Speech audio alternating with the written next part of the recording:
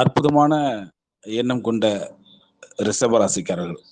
அழகு, கவர்ச்சி போன்றவற்றை தன்னகத்தே கொண்டுள்ள அந்த ரிஷபராசிக்காரர்கள், இவர்களுடைய அந்த தொழில்நிலை எப்படி இருக்கும் என்பதை நம்ம பார்க்கலாம். ரிஷப ராசி, ரிஷப லக்னத்தோட தொழில் அமைப்புகள்.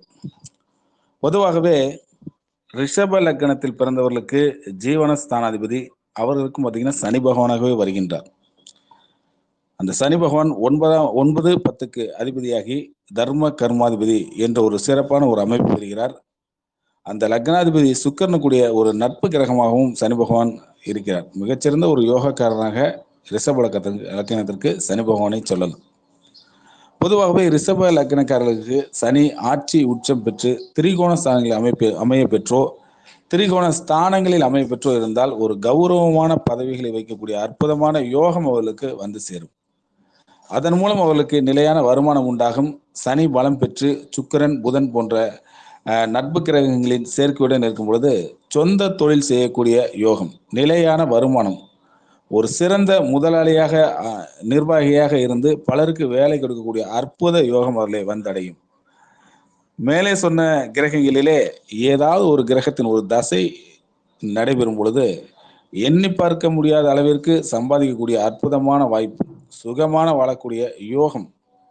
10ஆம் அதிபதி சனி என்பதாலே இரும்பு சம்பந்தப்பட்ட தொழில், எந்திரங்கள், வேலையாட்களை வைத்து செய்யக்கூடிய தொழில்கள், குருடாயில் மைன்ஸ் போன்ற விஷயங்கள், அதன் சார்ந்த அமைப்பு, பழைய பொருட்களை வாங்கி விற்பதன் மூலமாக அனுகூலங்கள் அவருக்கு உண்டாகும். பொதுவாகவே சனி பகவான் சுக்கிரனின் சேர்க்கை பெறும் பொழுது வண்டி வாகனங்கள் மூலமாகவும், டிராவல்ஸ் மூலமாகவும், பெண்கள் உபயோகிக்கக்கூடிய அந்த அழகு சாதன பொருட்கள் விற்பனை மூலமாகவும் கட்டிட துறைகளில் சாதிக்கும் அமைப்பு அவர்களுக்கு உருவாகும்.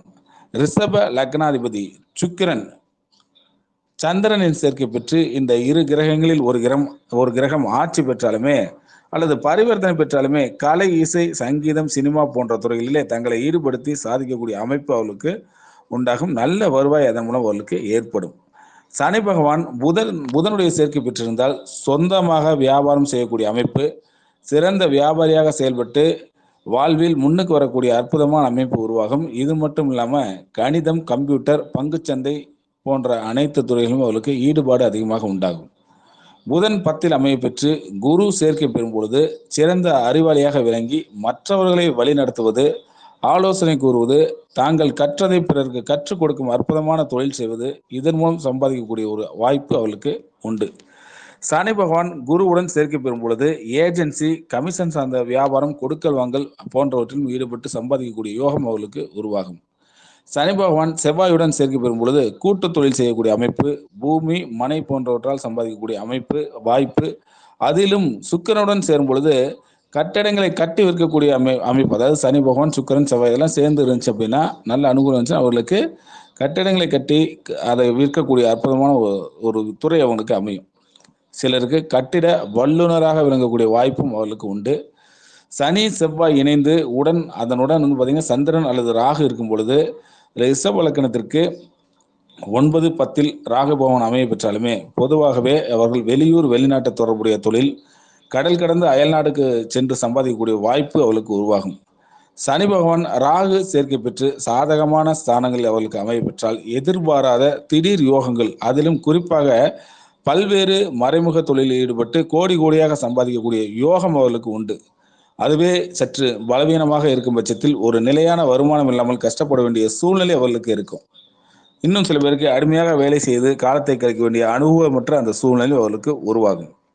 10ஆம் அதிபதி சனி பகவானுக்கு சூரியன், செவ்வாய் போன்றோர் பகை கிரகங்கள் என்பதாலே அரசு துறையில் சம்பாதிக்கக்கூடிய வாய்ப்புகள் கொஞ்சம் குறைவாகவே அவர்களுக்கு இருக்கும். கும்பராசியில் அமையும் சூரியன், செவ்வாய், ராகுவின் நட்சத்திரமான சதயத்தில் அந்த அமைந்து விடாமல் இருந்தாலே சிறப்பு அவர்களுக்கு. செவ்வாயின் நட்சத்திரமான அவிட்டத்தில், குருவின் நட்சத்திரமான புரட்டாதியில் அமைந்து இருந்தாலுமே அரசு சார்ந்த துறைகளில் பணிபுரிக்கக்கூடிய அமைப்பு, அதிலும் குரு பார்வையுடன் இருந்துச்சு அப்படின்னா அரசு துறை அவங்களுக்கு அற்புதமாக வரும். உயர் பதவிகள், அரசு துறையில் பதவி வகிக்கும் யோகம் அவர்களுக்கு உண்டு. சூரியன், செவ்வாய், சனியுடன் சேர்க்கை பெற்று கேந்திர திரிகோண ஸ்தானங்களில் இருந்தாலுமே அரசு வழியிலே நல்ல பணியினை அடைய முடியும்.